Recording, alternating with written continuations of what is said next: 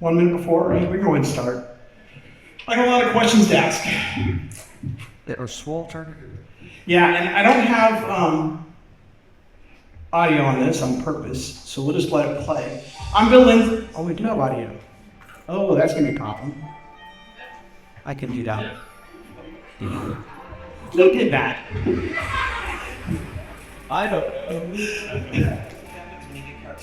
Oh, no kidding. Actually, I can do this. Here we go. All right, so I'm Bill Lindsay with Sense Labs. We've got several Sense Labs people here in the room as well, just so you guys can see. Matter of fact, I'm going to introduce real quickly Hannah Imperial Cannon. And stand up and wave. Hannah actually runs our North America, so she is the head of both marketing and sales for North America.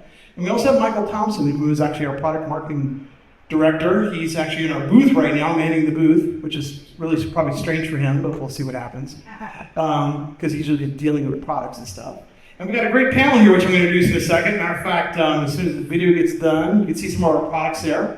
And like I said at the end, please take a second to fill this out with all your contact info so that we can go ahead and give, so we're going to collect them at the end and give some away.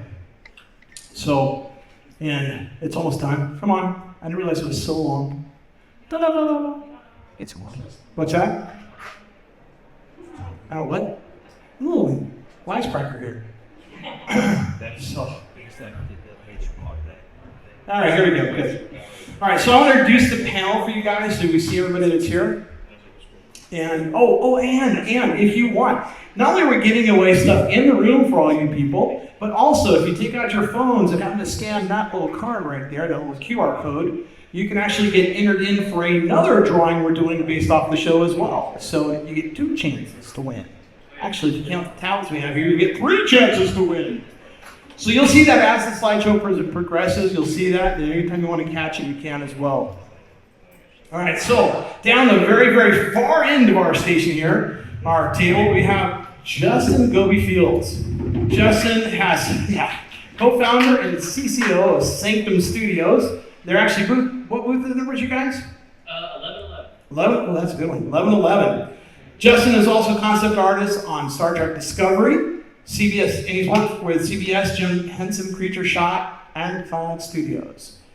Next to, also, a long list of former.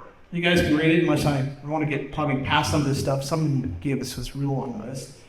Next to Justin is Brian Turner. Brian is a story artist for Warner Brothers.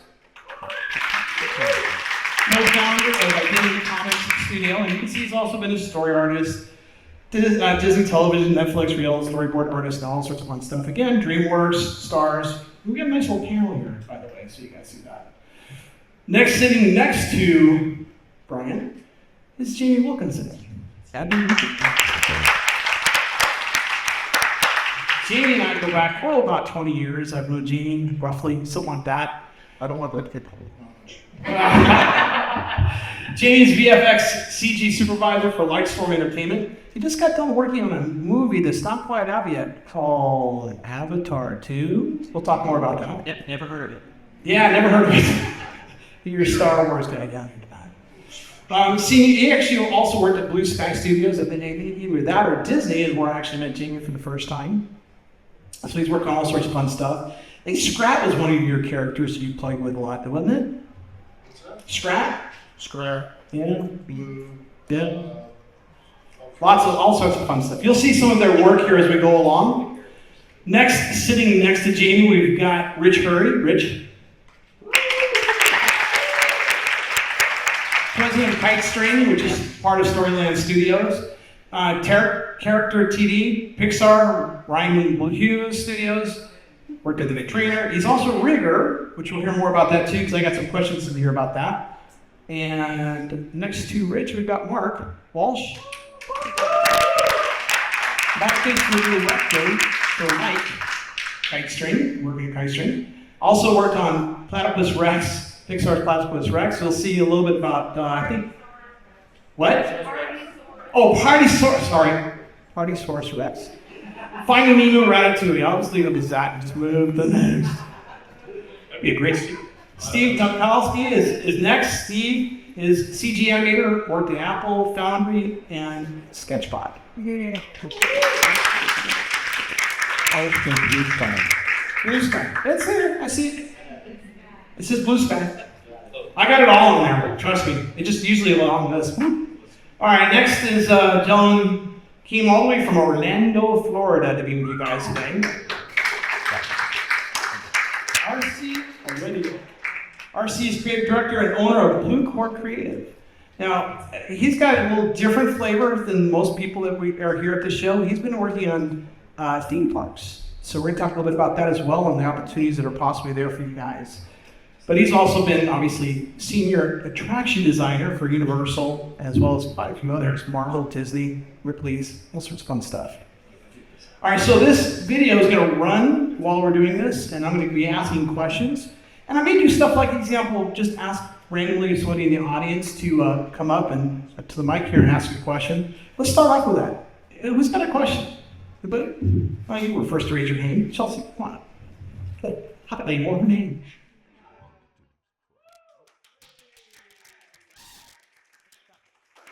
What's your question? What part of the world do you call home? Really? I don't know what I mean. Can I just take a chat? We're going to hear that question. Thank you. All right. RC, where do you call home? Orlando, originally from western New York, near Niagara Falls. But Orlando is home. Steve, I'm here in Mar Vista, born in Chicago, raised in Arizona, and cultured in New York. Yeah. I'm 2 miles up Lake Street. I live in the Bay Area, but I grew up in Orlando, Florida, and Maryland before that. Nice. Jamie? Oh, that's an interesting question. I know. You move around all the time. For me, it's been, I was born and raised in Cleveland, Ohio. I worked in Akron, Ohio for a period of time. Went to Dallas, Texas. From Dallas to San Francisco. From San Francisco to Atlanta, Georgia for, 9 years. From there, I was in Orlando for 5 years at Disney. And then EA, and then after that went to New York to Blue Sky Studios, and now I'm out here in LA, 2.5 miles long. So I'm only half a mile away. All right, Brian. What's your name? Jamie, that was very boring. Just kidding. That's right. You made me go back to my history of my life. Was it right there?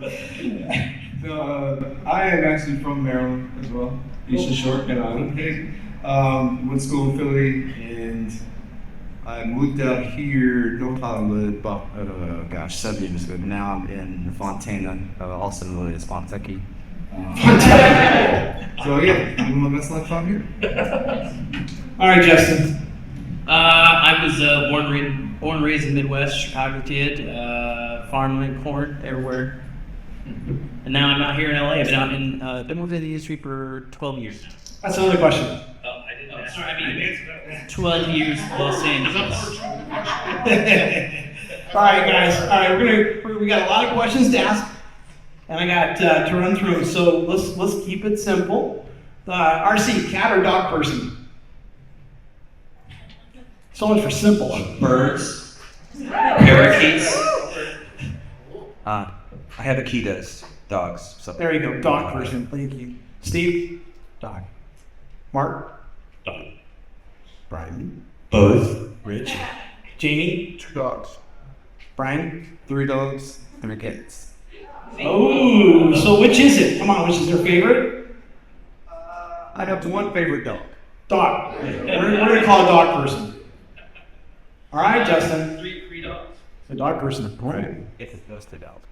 All right. So I'm going to kind of randomly choose people also to answer some of these things, just so for the sake of time, for some people that have a little hard time figuring out what they want to say. Cat or dog? This would be cat or dog. Cat or dog. Birds. All right. So let's see.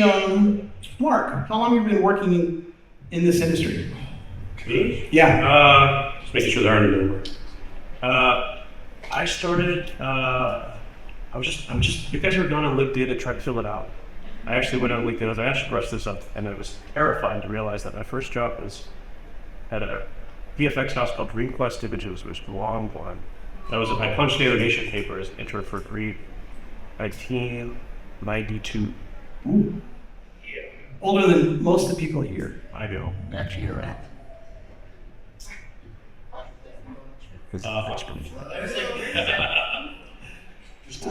me come back to that one for some more people here.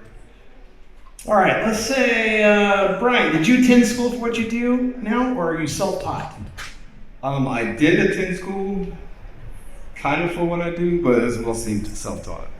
When I went to school, I graduated right at the cusp of CG animations. Like Pixar was just dumping CG on all of us, and again, I was from the East Coast, so when I moved out here, classically trained in like super classic 2D animation, they really didn't care about what I was doing. The questions were always, can you do CG? What do you have? I had no training. I didn't own a computer until like 2 years outside school.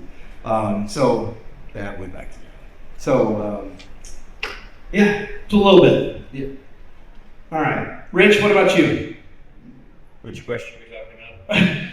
You're not paying attention? Attend school for what you do? Or did you self-taught? I'm a dropout. Dropout. Because I wanted to be at the film program. I had a really high GPA, and then they said I didn't have enough experience. So I got mad, and I left, and I started my own company, and started doing CG.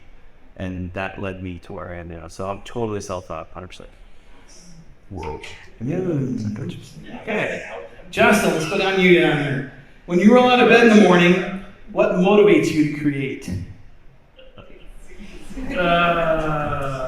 That's a tough question. No, I mean, honestly, I grew up loving this industry, and it's kind of a blessing that I get to do what I get to do. You know, I get to work in a lot of science fiction and comic book stuff, and I grew up a comic book kid, so this is kind of the dream come true.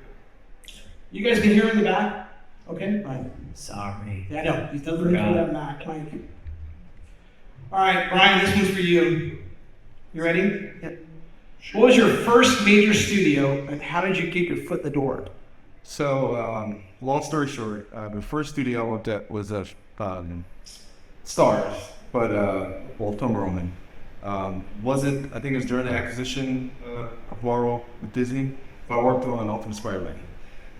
So the short story of how I got in, I came from comics. I worked in comics for about 6 years. Again, mostly doing shows on the East Coast. I started doing shows out here because I wanted to get back into animation. And I went to CTN, if all you guys are familiar with that. I went to CTN, and I met Andy Soriano, who's like one of my favorite artists, of course. One of my favorite artists, and he designed a lot of the work on the Samurai Jack. And at the time, I happened to be doing a lot of covers on the Samurai Jack. And so I went up to him, I was like, oh dude, I love your stuff. And he's like, Ryan Turner? I'm like, yeah, that's me. He's like, dude, I love your stuff. Your cover work's like some of my favorite stuff. And I'm like, oh, sweet. So he literally pulls me around to the back of his booth and talks to me for like 2 hours. I was like, what are you doing? Are you in the industry? I'm like, not yet, I'm trying. And he literally pulls out his phone and is like, call this person. I'm already going to put it in the word for you. And literally 2 months later, I got a call to do revision work on the spider. Oh, yeah.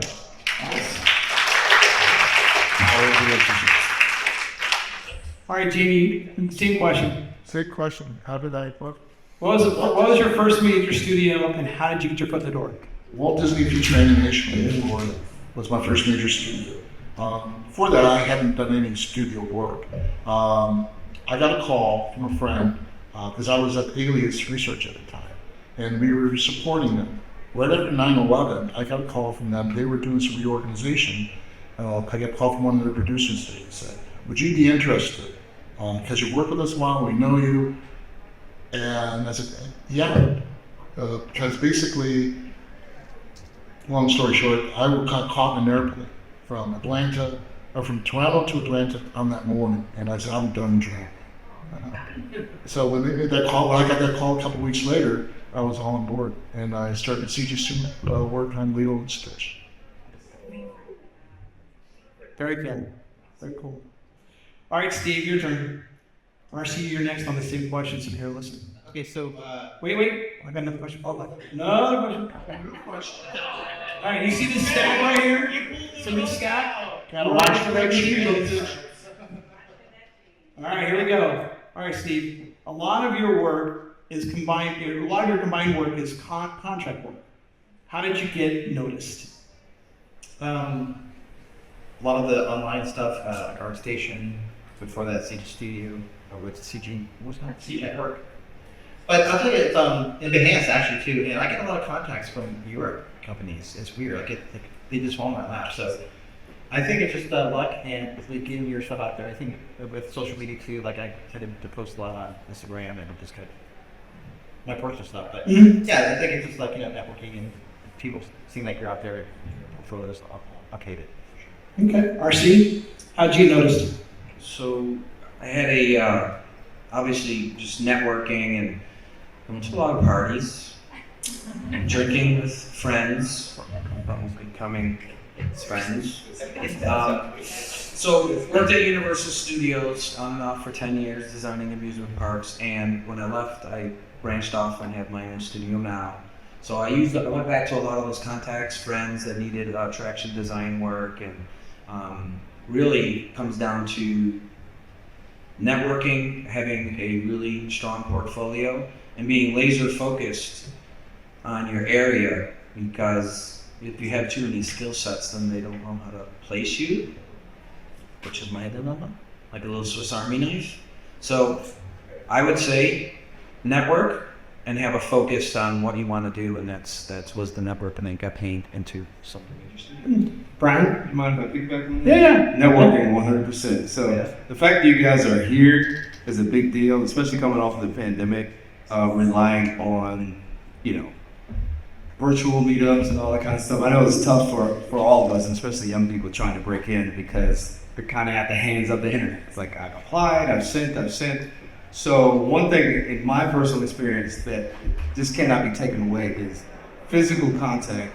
You guys being here and meeting people, sharing yourself with them goes miles. So if someone can get your portfolio online, they can check it out, and by chance, they might say, oh, let's give this person a shot.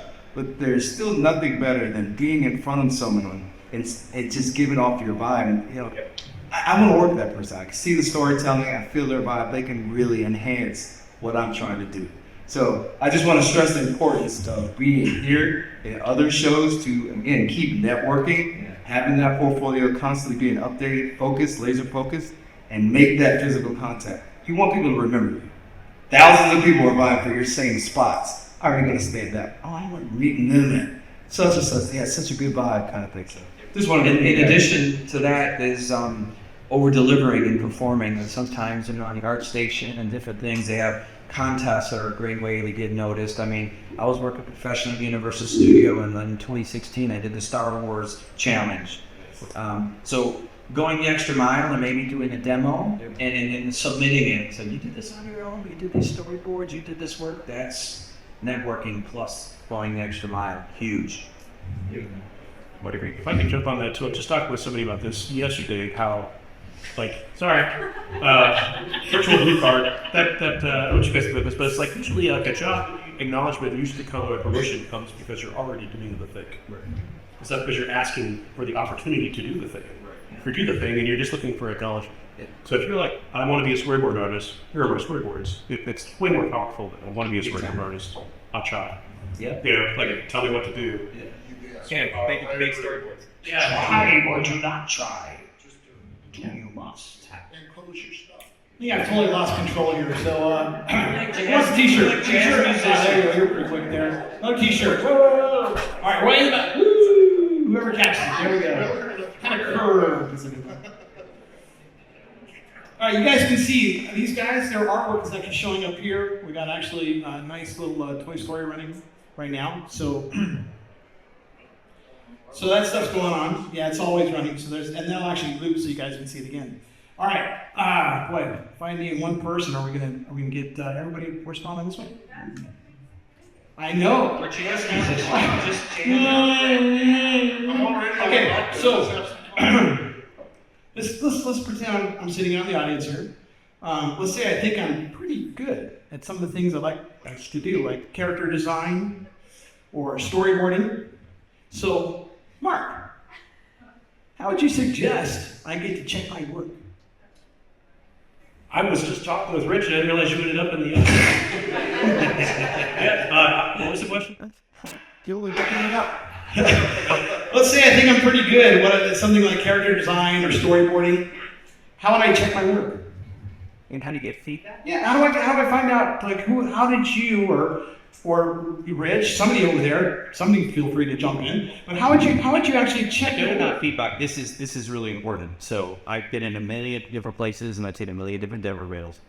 And you can tell the people who had friends or colleagues that gave them honest feedback about their work and then didn't. You've got to have somebody that you trust, that you know loves you, cares for you, and give you the hard feedback that this thing needs work. So you can separate who you are from your work, because that's a big part of being a professional artist, and get better. So when you submit work to a company that is making money, making art, your work is relevant to their work, to their business. Because if you can't deliver work at the level that the company is doing, then you can't be a useful part of that company making money, because that's we're talking about building art as a business. So just have honest people in your life, not mean people, but honest people that are going to give you the kind of feedback so your art can make better. Yeah. Tear your work down every day and build it back up. Yeah. I used to think I was pretty good at character design. Then my sister told me I stunk. But it's true. I cannot tell you how many reels My sister did the same thing. Did she really? But you're still in it. But my bird teacher in school said, but she cried. It's we're going to have some honesty, got a real, modest discussion about your work as your friend, but continually you've got to keep. Yeah, if you're at a place where everybody's telling you how good you are, you're in the world. Okay, not that that's not it. Wait, I'm not losing control totally yet. I see you're grabbing the mic over there. Say. The best thing you can do for your portfolio is put only things that you're passionate about. Do not, like, if you're like, I can do storyboarding, but I'm not good about, I'm not like jazzed about it. The one thing they will call you for is going to be storyboards. You're setting yourself up for failure, and life's too short. Follow your passion. That's huge. I don't know how to make it with a HTML page because I never wanted to have to do it. Seriously. All right, we have a question from the audience. Yeah, I have a question just about that because I feel like as a student, I get stuck in this hard place between, I'm just learning so much all the time that I feel like on the daily, I'm like, my work is great, my work is terrible, my work is great, my work is terrible. And you end up kind of bouncing back and forth between being overconfident and like so discouraged that you're like ready to die. So I'm curious, how do you find the line between that and maintain like a lot of? Have a goal and keep working towards it. You're going to keep getting better. You're going to have successes and failures in that journey. But it takes years to get great at any craft. Just keep at it and just know that you're going to keep getting better. Don't think about it as great or bad. Just, you always get better. Right. Usually when you're fighting that battle, you're growing. Like I go through that every day. Like because we're just surrounded by talent, right? So you're always measuring yourself, and you see somebody's doing these crazy boards, like how did they do that? I need to do that. So you're tearing yourself down, only to build yourself up to get to a certain level. So what you're feeling is normal. We all go through it and grow. It's all good. All right. And one thing I want to add to that, Of course. you don't want 39 pieces of something that's maybe not where it needs to be. You want like maybe 5 to 7 pieces that you're so sure of, you're so proud of, and it's target focused on what he's wide. The best work only, and you don't need a lot because the directors out there, the people that are looking at it, they'll know. Look at my pieces. They know what they're approaching. I need a chair. I'd like to add, I lost I control. I think it's something that I'm more open with now than I used to be. I think when I was started at Pixar, I would work like regularly, ridiculous hours and hype, and then be like, "Oh, was this hard?" And just like show stuff as if it was nothing. Well, I was suffering because I would beat myself up constantly. My self-esteem was attached to how well my work was accepted, which means that every day how I feel about myself was attached to what somebody else thinks, which means that you have no control over my self-esteem. because who knows if the director's having a bad day that day. So am I going to feel like total garbage or like king of the world? And after a few years of that, it's a really good question to ask, because it can easily take control of our lives if we're not careful about separating. Which the work is different than me, and my work is better than it was a little bit ago. That means it's going to be better a little bit from now. I know we get impatient, want it to be like bam right away. But the only way to be, I don't think it's something Larry would say. It's like, I don't even know if you get great at this, you just get better than you were. Right. Yeah, that's You the never thing. stop. You try to do better today than what you did yesterday. Yep. And I know you go through these roller coaster issues, and a lot of artists have depression, and that takes, your emotional state takes a lot into it. But I would try to feed off of that.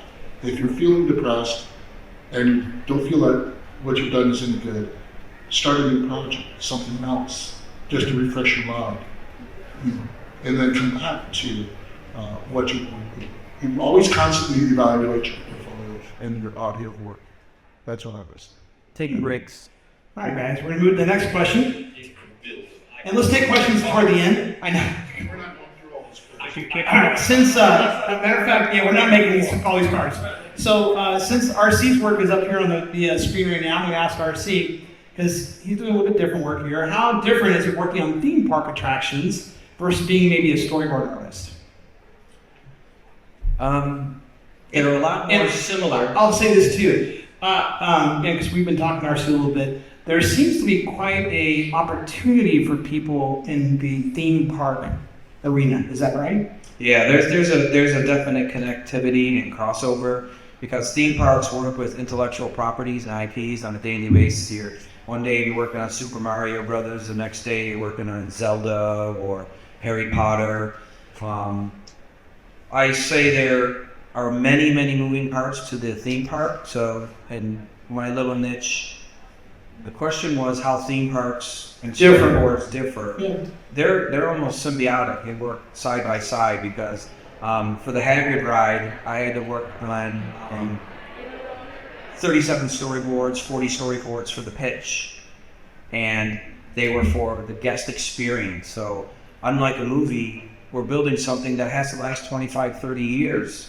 E.T. has been at Universal Studios close 30 years. So, I just want to say something. I did work on Harry Potter, and just a sad note, just out of respect, Robbie Coltrane has passed. He was part of Harry Potter. I met him a few times, and he was just a beautiful person and a great creative. Not really tall like the movie shows, is he? He was, no, he was very short, and they folded a Gandalf type filming. The twins in Harry Potter actually towered over him. A good man. I would say they're not different at all. Just about the question. They're so, yeah, they just work. Very cool.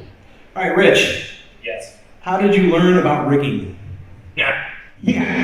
Well, I'm a little bit younger than you. My first real job was in 94, 93, 94. I didn't know what rigging was. I didn't know that was a thing.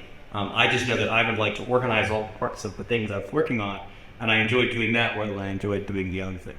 And then my first real studio job was at ESC on the Matrix movies, and that's when I got really exposed to what rigging was as a real job. And I was like, this is what I want to do. So I was like, I learned, I self-taught, I asked tons of questions. I'd be walking into everybody's rooms, animators and riggers, just asking what was going on. So I didn't go to school for rigging, obviously. I didn't even know what it was until I was exposed to it, and then I was like, this seems exactly what I like to do. All right, I'm going to ask this for each one of you guys, so listen up. Justin, you paying attention? Let's start with you. What do you see as the biggest challenge in this industry? The biggest challenge in this industry? Getting to see. Did we see? I would That's say, my no. I would say, especially with the social media networks and everything like that, they keep changing it, right? And it's very easy to get discouraged. Try not to put so much weight into likes and followers, even though there is an equivalent, of work there that can matter. It's a hard game to play, and you won't win, right? You just got to keep doing your stuff, and someone like us will see it. Okay, your cousin that goes to a different school and shares it to his friends. Yeah, they're not going to be buying anything from you, and they're not going to put you to work. But it feels great when they like your stuff.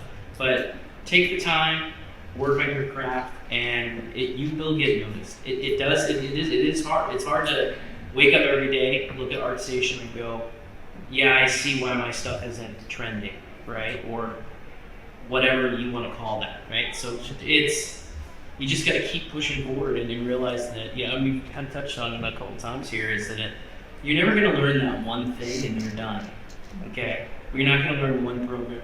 Whatever programs we're into could be gone tomorrow, and we're going to have to learn new things. It's a constantly evolving state, and you're going to, being an artist is in a constant state of learning. You're always going to learn. All right, so I'm going to actually tag team that a little bit. I'm going to say, not only what's your biggest challenge, what is the biggest opportunity in this industry that you see? The biggest opportunity is that if you're passionate about what you do, we will see it. And 9 times out of 10. I can see it in every person's portfolio that comes through here. I can see who's trying and who's not. Without even talking to them, I can tell. All right, Brian, challenge and opportunity? So for me, the biggest challenge / opportunity as I look across this room is diversity. Now I will say in the past 5 to 10 years, we have grown light years. But I think the challenge is for more diversity in leadership roles.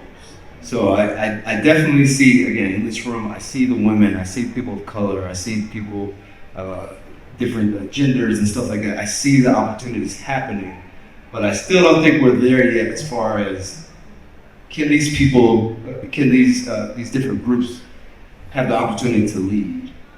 So that's something that I just want to look forward to. I want to be a champion for that. And I know everybody here feels the same way, and I feel that energy, and it's a good thing that we're getting towards that. So I would call it a challenge and opportunity. And opportunity that's happening right in front of our eyes. All right, Jamie, you're up. So I'm going to take a little bit different spin on this. The challenges that I see is that there are not enough people, artists coming into this industry. And the reason I say that is because this industry is growing leaps and bounds. The Metaverse is something that is just at our doorstep, and it's actually been evolving over the last couple of decades, ever since the internet, and it's on an exponential growth. There's not enough artists to fill roles, to generate these content for these platforms. So that's the challenge, and therefore that's a huge opportunity for everybody in this audience. Actually, everybody at the show. If you find something that you're passionate about, you can jump onto it and keep on going and try to see if you can find opportunities within. And the Metaverse just isn't things like Facebook or Meta or what Apple is going to do, what Microsoft is doing. Every company out there is. I was just at Toyota a couple of weeks ago, and they literally are digitally designing every car and marketing it before they cut any tools. They need artists and designers and marketing people to help build these websites, build these immersive experiences so that they can get their marketing research. It's just one example. All right, Rich. It's hard because a lot of what these guys are talking about are core on my mind. So I'm going to go with one of the biggest challenges I'll say for students learning is that I have been involved and seen many schools that will take your money and tell you you're doing great and you aren't. Right? So the big challenge there is you don't have it's driven by financial gains instead of going, you, as much as you love modeling, aren't a good model. I see talent in lighting, and if you were to take I love CG and I could bring you over here, or tool development, or whatever it is, no one's having that honest discussion. So you're going through, learning, and you are unhireable. Yeah, right? And I see that. So that to me is a huge challenge. The opportunity side, I like that we're kind of using the same thing as strength and weakness here. Is that you can learn and get feedback directly from your peers and from other people You don't actually need to go to a school to learn to be an artist. There are fundamentals that certainly make it easier when you go to a school where you're forced to paint, learn color, and things like that. But really, you got to take it on yourself to measure your work, get the right kind of feedback, and be honest about what you're good at, what you're great at, versus what you want to be good at, what you want to be great at. And that kind of honesty is difficult. So that's where I do it. Mark? See me in my concentration phase trying to figure out how to make this a painting down to something concise. Steve, would you like me when it's getting to just have the thing go down? But I feel like my experience in the features that we were was I watched people try to be. It's amazing to see artists work at a corporate scale. They're like, this is my life experience. Something happened to me that changed my point of view, and I want to share that. And it's hard to sell that as like an indie movie, so they shroud it with like talking fish or chubby superhero or something. But what's underneath that is somewhere in there is an artist who's like, I had this life experience, and I think it's valid because I think other people who experience it also. If they don't, they might want to know what it feels like. Maybe that would be interesting for them. And so there's them in the thing that they're doing, and there's an identity to like what is. I think that's a big challenge in the corporate world. Like what is the diversity of perspective and the experience in the artist's work? Like when people will show me work and show me their portfolio, I got this feature idea and it's about this stuff and it's like super epic, amazing superhero stuff. And my big first question is like, where are you in this? Like what's not as I don't want to say cocktail shaker stuff that you've seen. I love that, but where's your in? Where are you? Because that's the point of view that is like worth sharing, right? If everybody's just making the same kind of stuff without any of themselves, and what's the purpose for us? Like, because it's hard to do. It's hard to figure out how do I make that personal thing actually make sense? It's really hard. But I found watching the features that out of my own experience, my challenge now is getting that funded. First of all, it's really tough. Because nobody buys your personal experience; they buy the chubby superhero with the talking fish. But so you can't sell on that, but it has to be there for the public to like it. And that's a really tough balance. I feel like in this time of so much IP, the stuff that is really singing, I think, is the work where there's somebody in there, regardless of the size of the IP. Because this is where my perspective in life, or my life experience fits in. That kind of goes back to the education system. They're not teaching commercial versus fine arts. They're just teaching quote unquote art. Here's the buttons. Here's the software. There's no subjective pattern. Yeah, don't do that. You can do that in your garage. Kids make it teach you about art with the ball. Right. It's like, have you guys ever heard of like K-pop?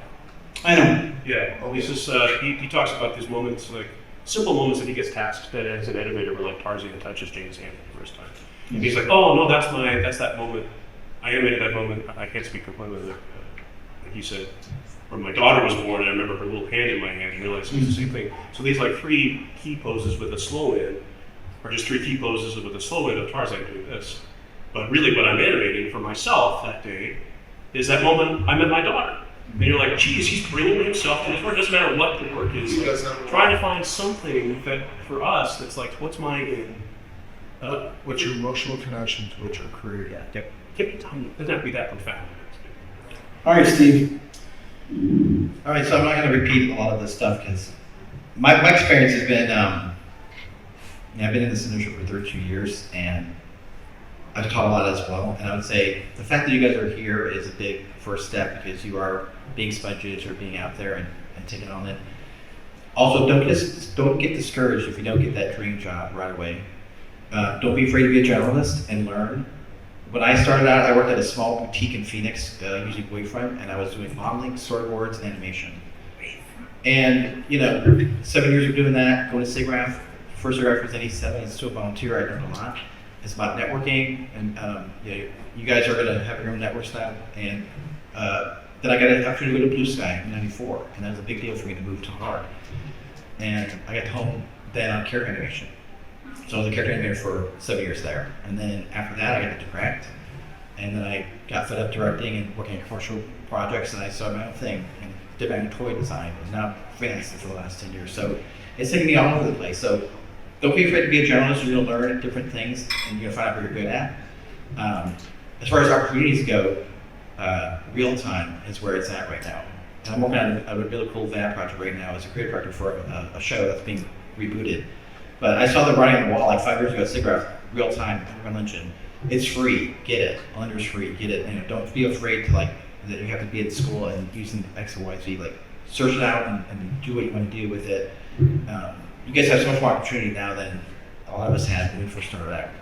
So yeah, just be a sponge at these shows, connect, network, and you're gonna find yourself getting in the industry somehow. But don't be afraid to take a small job somewhere if you can't. I taught a lot, and people are crying that they were going to get into Pixar or into Disney. I'm like, there's a lot of other ways you can get into. Don't feel like that first thing out the gate you're going to get that big dream job. It's not going to happen. It's not always what you're looking for. Yeah, and so you're gonna have to, don't be afraid to do a couple different things at a smaller company, and then okay, now I know what I really want to do. And then you'll find that you'll tell your portfolio and you'll get noticed. And again, your work will get out there, and people who will notice it will get you in the right, get in the right direction to action. So. All right, I really like what he said about on the opportunity end, Blender, Unreal Engine, these free programs, use them. It's never been a better time to be an artist. Challenge. Saturation is a challenge. There's so much art. There's so many artists, and it's been mentioned here a lot of times. A lot of it is very similar. The challenge is really being seen and what's your creative voice. But it's because of all the saturation. I'm just going to tell you a short story. I had the amazing experience to work with the Frazetta estate. Now we're talking paintings that were made, oil paintings that were made in the 60s and 70s, where there was no internet, there was no thing. So Mr. Frank Frazetta, I'm friends with Frank Jr. and his wife Lori. And this is the analogy of saturation, ready? There were a handful of amazing artists, and he was one of the first artists to do a Conan cover on an Edgar Rice Burroughs book that sold 1 million copies. No internet, no phone, and that came out in late 70s. Before most of it. Yeah, what I'm saying is the analogy I'm going to make now is it's gotten bigger. There's thousands and thousands of more artists and people that want to jump on. So the challenge is saturation and being seen, where there was a lot less artists back then that were doing the old school guys, and they did it, and their stuff blew up. I'm not going to say virally, but it happened. So what's the opportunity? I really think that the opportunity is there's strength in numbers. I think I know a lot of people here work, and my fellow artists and colleagues have worked for big studios and then have went out on their own. I think that there's strength in numbers.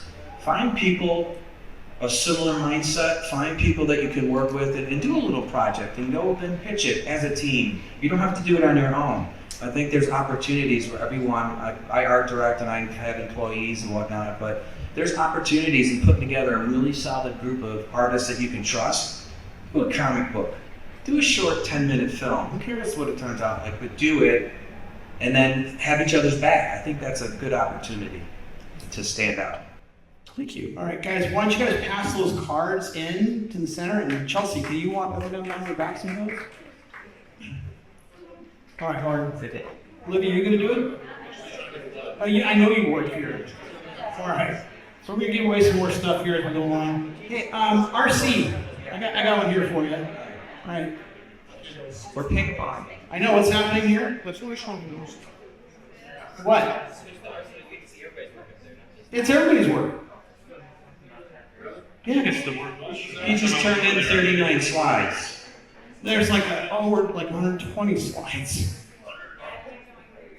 I just happen to also throw there's one slide of Sin Slabs. Yeah, Jamie, your stuff's in there. Everything you gave us is in there. It's all in there. It's been playing the whole time.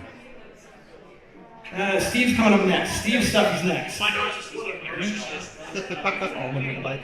a minute. See myself. All right, hang on. RC, I got a question for you here. Okay.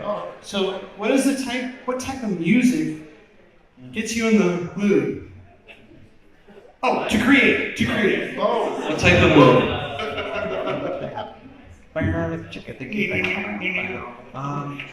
Okay, so I annoy my family pretty much. I have 5 children and they're all adults now, and I annoy them because of my music, and it is a definite part of the creative process. It's early morning, starts with classical, Beethoven, Mozart, the heavy duty stuff. Then I phase into Frank Sinatra and all that era, and then it's alternative rock, classic rock. I mean, usually that ends up until late. But if I'm in a bad mood, if I'm can't get in the groove, I would definitely say that's a cool question. Thanks, Bill. Music, I have it on all the time. It's like you can draw, you can design, you can put on a favorite tune, and music is a timeline. If I grew up on Neil Diamond and my parents played all different type of music, but from Scottish Highlander and Viking music to Neil Diamond and Barry Manilow, I'm like, what the hell's going on? But music's a gift, and I think for artists, you just tap into it, you create, and you don't have to read. That's why I listen to audiobooks, because we're also busy doing this. Music's a gift. So yeah, I gave you a smorgasbord. There you go. Yeah. All right. So everybody got those cards? Where are those cards? Cards, where's the playing cards? Olivia, did you want to come up here? Sure. Olivia is our social media person.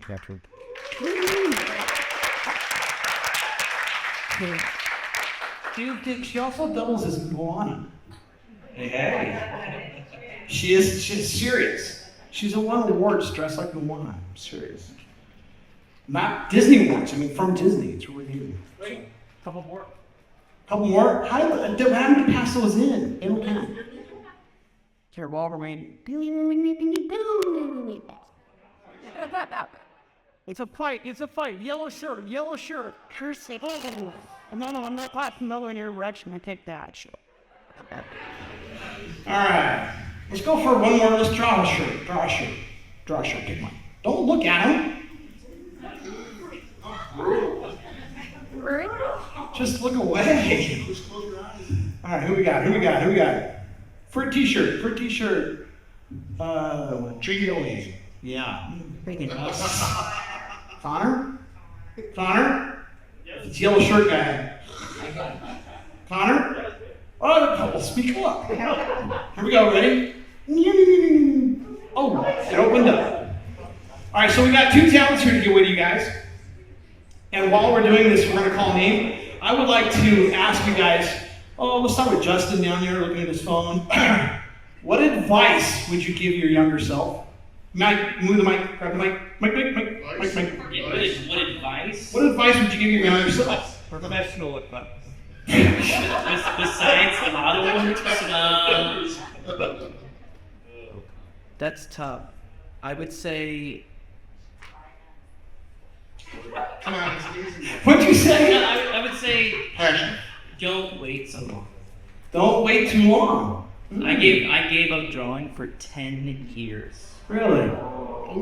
Yeah, and I feel like I wasted a lot of time, right? And it's not the same way for everybody, but I literally went from pizza delivery to working on major motion pictures. There was no in between, okay? But I showed up to my school, I showed up to my teachers, I treated every homework assignment like a portfolio piece, and they noticed. And that's why I say, when I see passion, I see passion. And I usually hire. All right, so I'm going to interject here real quick. Is it Uri Ubachi? Uri? Congratulations, we have a pinned.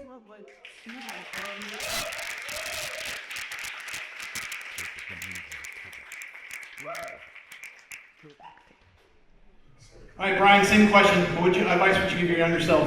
A lot of similarity with that, and also what we talked about earlier. I was the same way. Like I mentioned before. For 2 years? 2 years. So when I tried to come out here out of college, fish out of water, and I felt rejected. I went in a dark place when I went back home because I just felt like I didn't have anything to offer. So I didn't draw for 2 years. I mean, I went into like teaching. I taught high school art for a little bit, and it was actually my kids, my students, that like saw my work and they were like, "Dude, this stuff is. Why are you teaching us? You know, like get out there." And I took them on that. So it goes to Justin's point of like the time thing. Like you're gonna get discouraged. You're gonna meet adversity, but like these guys were saying, try to find a good trust unit that's gonna be like, "No, you're dope, man. But just work on this. You know, this is cool, but let's take it to someone else to tell you how you can advance yourself and try to keep that in a positive momentum rather than drawing back on yourself." But again, the pandemic has affected all of us in a certain way. You know, there's some people that really withdrew as artists, you know, because there's not this outreach. So I challenge everyone to like continue to press on whatever we're feeling. You know, we're in ourselves like battling. You know, I'm not good enough. Am I not good enough? You're here. You're good enough. Okay. So just find those right people around you and then keep pushing forward. That's what I'm telling you.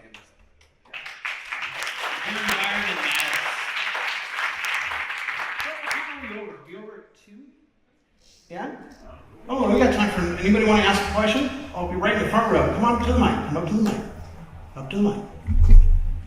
Hi. Let me ask you too. Hello. I have a question for any of you who might have transitioned industries intentionally, and just wanting to kind of hear about how that was for you as your journey of that.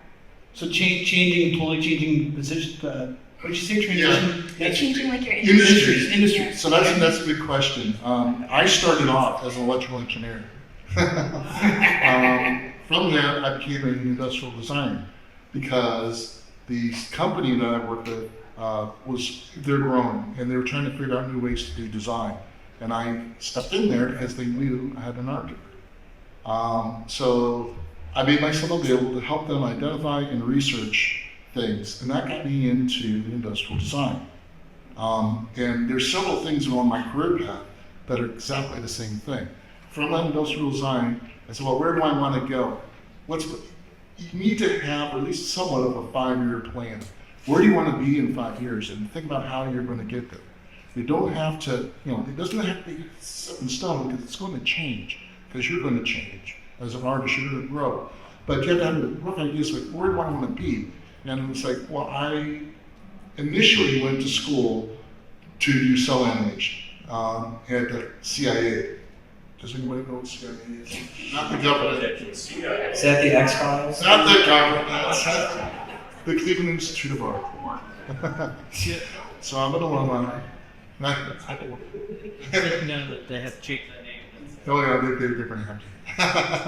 But I was just so into traditional media, learning how to draw perspective, composition, all of that, painting, and then at my senior year, we saw somebody came in from Pixar to show a short that they were working on. It was Luxo Jr. And Who remembers Luxo Jr.? Okay. Some describes.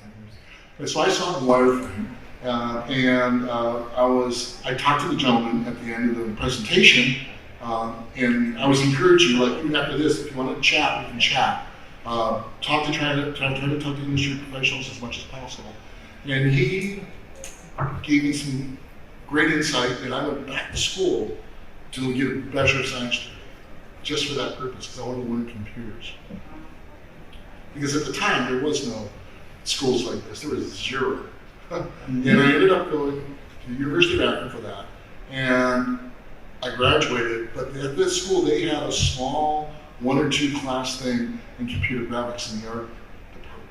And I befriended the instructor there, and he sponsored me to go to Cranston, Surrey at Ohio State University. So I did my cinematography master's there at San Cranston, Surrey. And we used to do IQ like typing numbers all the time. Just like every image that you create is we would actually write that into a spreadsheet. Okay. But you're always going to try to think about, how do I get to the next point? Who can help me? Don't take advantage of them because you're going to get that. But this entire industry is very social and very helpful. Those people, it is very small. Those people that are there, well, it depends how you want to define it. I mean, if you're talking about film and video, it's small, right? But if you're talking games and everything, it's small. Thank you. Jamie. All right, guys, just real quick so you guys know, we're in booth 1410. We're over in the exhibit hall. And actually, RC is going to be over there signing some prints if you guys want to swing by our booth. And he's got samples of wheel, but he'll be over there signing the prints for you guys. The free Prints for you guys. free prints for you guys in the classroom. Only about 100 of them. Yep. So if you guys want it, booth 1410, swing by and RC will be there for a little bit and sign those for you guys. And I want to thank you guys for attending. Hope you guys have enjoyed this. Hopefully you guys enjoy this.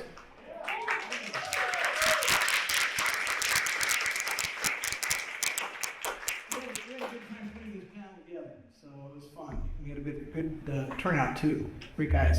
All right, so the winner, Pentel Medium Bundle. Ready? All right, who lives in Alveda? Alveda? Who lives in Alveda? Oh, if you're not here, you can't win. Drew, are you here? Drew, come on up. Do you want Drew?